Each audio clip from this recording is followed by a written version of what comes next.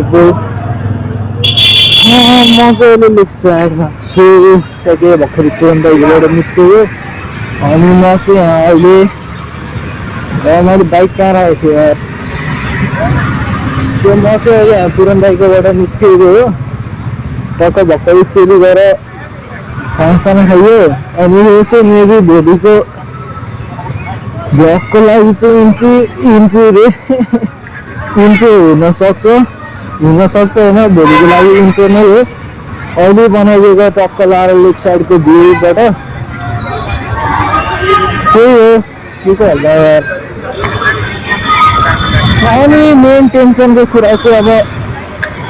जाने बेलामा चिकिङ भयो भने लङ हुन्छ यार चिकिङ चाहिँ नहोस् है चेकिङ भयो भने टक्क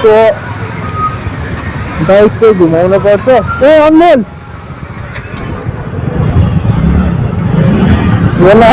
यसको न्युट्रलमा गएको होइन बाइक त्यसले मलाई कुरेको दार्जिलिङमा अब फेरि त्यतै जानुपर्छ यसले चाहिँ हेर्न मलाई कुरेर बसिरहेको फेरि कहाँ हो त्यो होइन एभेन्जर्समा आम्मा बाबा रेकर्डिङ गर्दै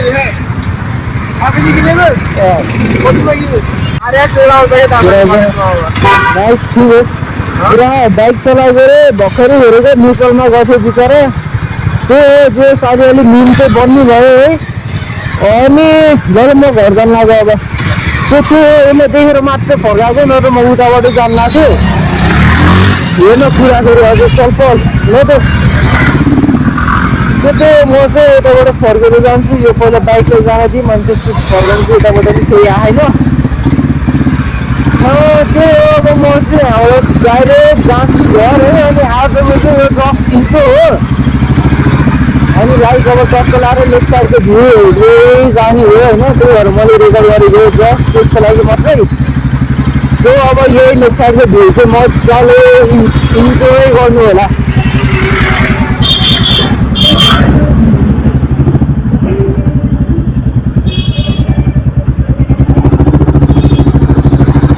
ग्लोबल आउने ग्लोबलको एटिएम पनि खुलेछ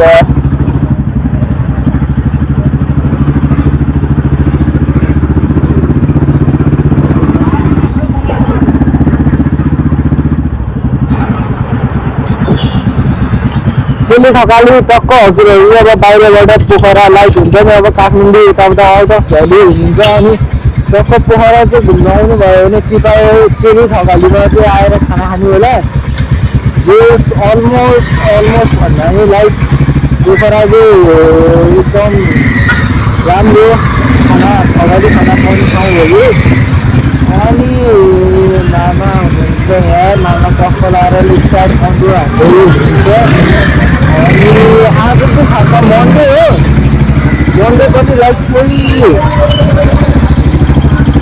मन्डे पनि मैले कस्तो भिड भयो अब यो 10 रुपियाँको बिचमा त अब धेरै मान्छेहरू यो आउट अफ सिटी के अब जस्तो यो काठमाडौँ यताउता बस्नेहरू धेरै अहिले त्यो माथि यो टुरिस्टहरूको पनि धेरै घुम्न आउँछन् नि अनि त्यो कारणले गर्दा नि होला आज यस्तो मन्डे अब फ्राइडे अब प्याक किन भयो भन्ने बुझ्दा नै हुन्थेन है अनि अहिले मन्डे भएर पनि होला डेन्जर प्याक छ खै खाना खानु गएको यार अब त्यस्तो त एकदम चल्ने एकदम मिठो पाउने भइसक्यो त्यस्तो प्याक त भइहाल्छ त्यस्तो मिठो खाना खानुमा नि एकदम पुरेको टाइम जुन चाहिँ हुन्छ नि त्यो टाइममा त्यति मिठोको खाना खानु पाउनु नै एकदम बेस्ट हो कि तपाईँले कुरेको त्यो झ्याउनमा नि पनि होइन पछि खाना खाएपछि त चिल हुन्छ यार कसम सो अब टक्क त्यो चिलमा जाने हो मैले चाहिँ धेरै बसेन त्यो 904 भयो त्यो अब चिलमा धेरै हेर्दै हिँडौँ न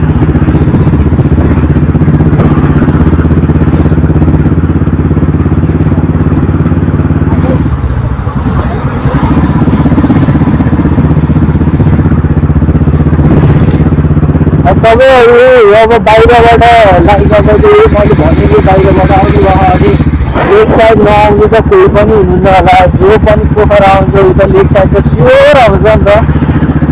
यो सब यस्तो राम्रो होटल अनि को चाहिँ टुरिस्ट आउनु है लेक साइड कतिजना त अब मैले लाइक सुनेकै हुन्छ होइन धेरैजना त अब यो लेक साइडकै भ्यू हेर्नु मात्रै भनेर पनि अब बाहिरबाट आउँछ कि अब कहाँ कहाँ भनेर गइले सक्दैन पोखरा भन्छ नि पोखरा चाहिँ किन भनेर सोध्यो भने लेक साइड भन्छ यो त्यो अब अफकोर्स यो सबैले भन्छ यो त्यो कसम भन्छ यार सो यो चाहिँ हजमचोकबाट यता यो राष्ट्रिय चोकतिरको भ्यू भयो योभन्दा नि अझै योभन्दा होइन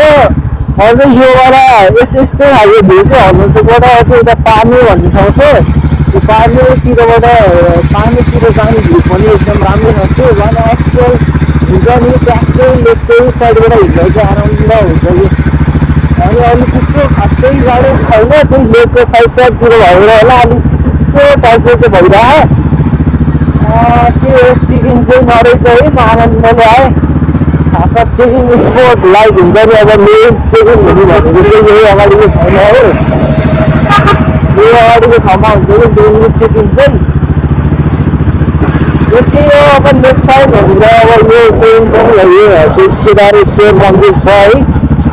हामी बच्चामा पुरा फुटबल अनि रनिङ सबै हाल्न आउँथ्यो बच्चामा अब आजकल त त्यस्तो रनिङ सनिङ हाल्नु त हुन्न अर्को चेकिङ हुने भनेको चाहिँ अगाडि पनि हुन्छ त्यहाँकै पुलिसको यो के भन्छ बलिदान छ कि अब बलिदान नै होइन एउटाको अब के भन्छ त्यसलाई ट्याक्कै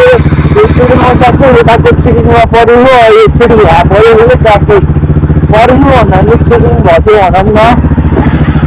त्यस्तो चेकिङमा चेक खाएको त्यस्तो चाहिँ भनेको होइन बस पऱ्यो अझै यता एकदम खोली छ ल म भन्दा म चाहिँ राष्ट्रिय चोकतिर पनि आइसकेँ है अब यहाँबाट मेरो घर चाहिँ खासै टाढा छैन फेरि मात्रै हो सो मैले चाहिँ मेरो भ्लग चाहिँ अब यहीँ एन्ड गरेँ है अहिले राति 9 बजी